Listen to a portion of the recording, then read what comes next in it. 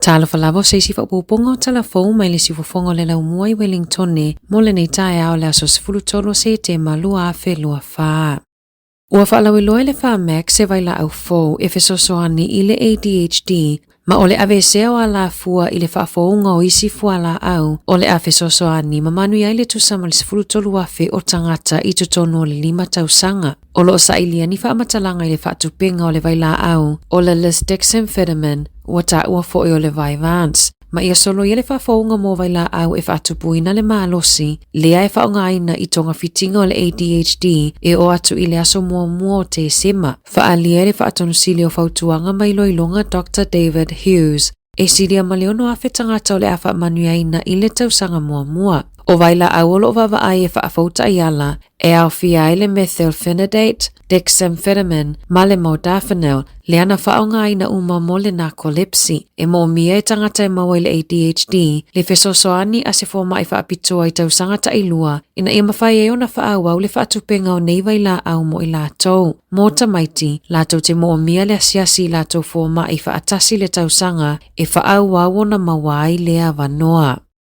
O le wala awina ia whaasata mai tila loi fo le taise fulu ono tausanga o na whaonga o pengo fiso o ta inga po o social media. O le a le fofo i nai whaafitau limoni o lo ofea ngai matupulanga talavo i lungo le initaneti e tu sai ma whaamatalanga a le net safe. Na tau tinol pale mio au se tālia i sana whaasara launga whaalawa i tele ua fuafua e tau fiata mai tila loi fo le taise fulu ono tausanga mai le whaonganga o pengo fiso o ta inga. Na whailoa le pale mio New Zealand Christopher Luxon o le awa ai New Zealand i se fuafuanga whaapea peitai na tau ua le pulesili o le net safe Brent Carey o le tau fio le whaonganga e tamaiti o le social media o le awa tuputupula i ai whaafitauli i tupulanga talavou la iti. A whaapea mawhaiona tātou tu ua tātou whanau ta e se fulu whātausanga e wa aia o lātou te la iti pe tu ufo ina o lātou i le whale e te tau fo iona whaatanga o na whaonga au pengo fiso o ta inga e tala noa ma fiso o ta iai ma lātou wō. Sāmoa Carey, o le amatanga o le tausanga lea na amata whaamamalu i le tau fia o le whaonganga e whanawa onga o telefoni a onga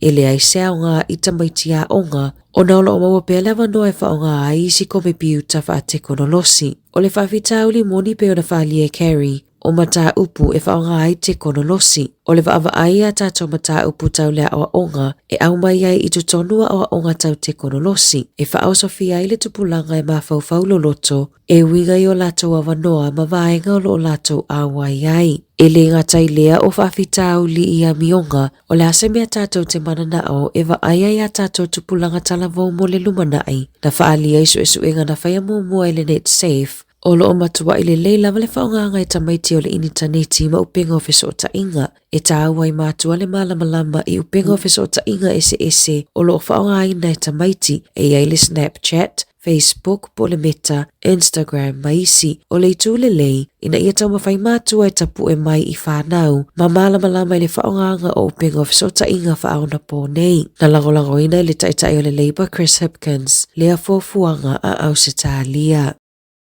I pepo whaamatalanga na whaalia ai, sa longo ina le whainga malo i le te leo leo ngā o le porkalame o le ka ora ka ako i whanawa onga i māsina na whai ai le whai unga o le a whai titia le pāketi mo le porkalame e mawafua i e whanawa onga tau mawhaia onga e ino fuanga e to a tele a inga e maula lalo tupe maua. Na maua i whaamaumaunga i se suenga na whaia, ua whaalelea fo i unga o suenga, ma alu i luma le tau mawhai o tamaitia onga, talu na whaia lea porkalame pe o na whaavai na le Labour. Sa te tau ona whaalawi loa i ungo suenga i a iuni pei tai o lo tau fiofi pea pe ona lipotia le litio New Zealand. Na tau oi se whaatala noanga mai i loilonga mua na maua le whaalelei o le soifua malolo ina ma whaatupuina le fia i tamaiti a onga ai mai se i tamaiti e mai a inga matitiva. O le porkalame o le free lunch na whawhangaina mau o atu i tamaiti e tu sama le lua se lautolu 5 afe po o le lua fitu pasene o tamaiti a onga uma ono se fulu pasene o tamaiti o lo tau iwi mawhaingatai tutono a inga ma le ono fitu pasene o tamaiti mai i a inga matitiva ma le tango 5.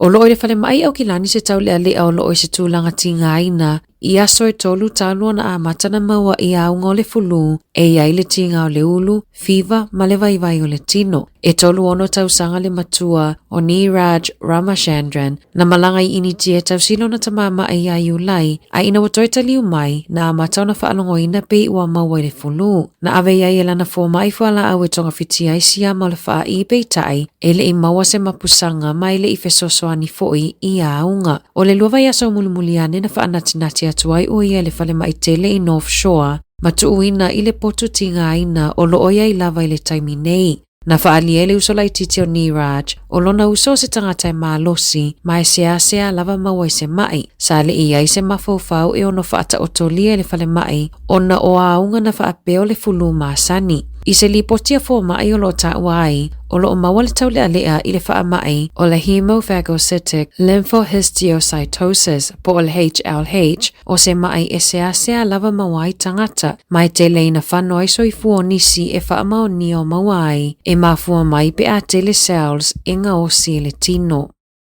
Ua tuina atu le whaatanganga I se whaala potopotonga la tau te ai masini po e atai lungo awala te le wawave po motorways I loa ai lai sene o taavale a ave taavale ma leitu ai ngā taavale ina ia tau sisia ma whaamalia I nai tuutuunga o se kone karate. O le taimi mua wa whaatanga I nai e le la lao whela wa inga New Zealand le whaala potopotonga a le Wellington Gateway e siaki po le ale umie malanga I se taavale I lungo le awala e luas furufitu kilomita. E masanio na whaonga sine po e ata po cameras, mo mata upu tau I le saonga le mu, pesu e aita awa le sawa peitai, na amataina le whainga pa anga lea, se fuafuanga fau mo le transmission kali, ina ia wha mauti noa e so longa le leifewa inga. Ia wha apipi I se porkalami otometi, e luango fia I le numera o laisene o se taavale le ANPR system e wha atino ai lea fuafuanga.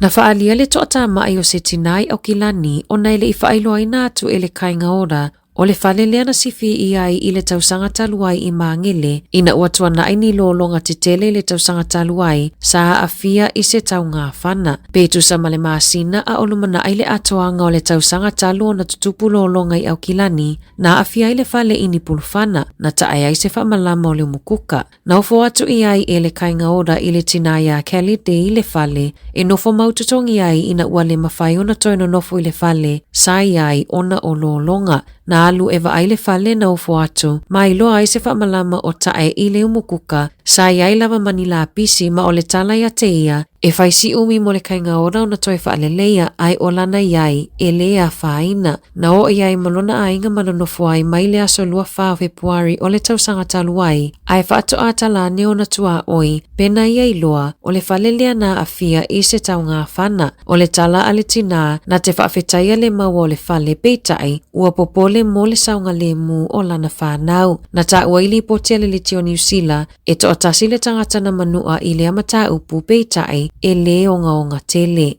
Inisio tala. Ina uatali atu le tupo asali sa le tolu I le aulakapia tamaita I New Zealand e mawhai, na vave lava na fusi maupo po whaatasi e nisio tamaita o le aulakapi, ina ua mawalo lato wa vanoa e asiasia tuai I le maota le ainga tupu le Buckingham Palace. O le tamaita o Asia le ti I inga, na fesili le tupu pe whaatanga o na fusi a te ia, na ioi le tupu, maupopo ai e nisio le au, na ata le tupo sa le samasau noa, ua o mia o ia I se sikalamu, sa ia talia le leile au ma whaailoa foilo nanga nga whaafetai, ua mawalewa noa e whailo ai atuai, a o le I whaia la lato ta alonga I le whai unga le vaiaso, na ia whaailoa foile Black Ferns, taluai o no whaatonunga le fo mai, o le a le malanga mai ai I New Zealand, I lana malanga lea ua sao ni mo le Oceania, ai ia wha o ato na lo whaanga I tangata o New Zealand, whaapea fo ia na wha mai senga o no le tuumalo le tupu kingi tu hei tia.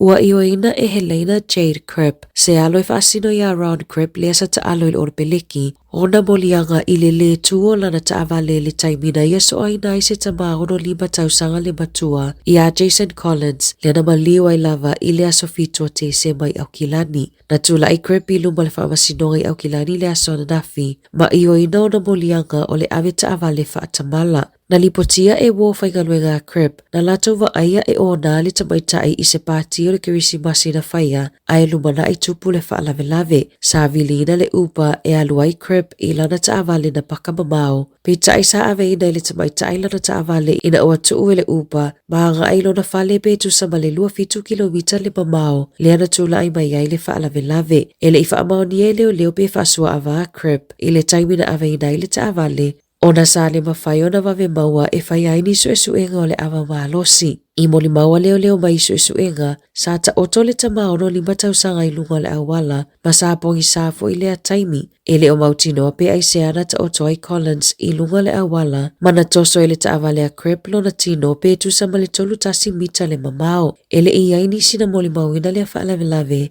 pe ona ta ua le whaamasino. Na longo ina e crib leo, ina oia masalo mia le tangata na tai ai lana taawale, masa ia whaapea e le o se tangata. Na ia whaamatala ina I leo, Sāmoa ona tango e suile le tio o lana taawale, na ia le ilo ai le tamana ta oto I lungo le awala. Tala Fou ia mai le siwafongo le lau mua mo le nei vaenga o le tae ao.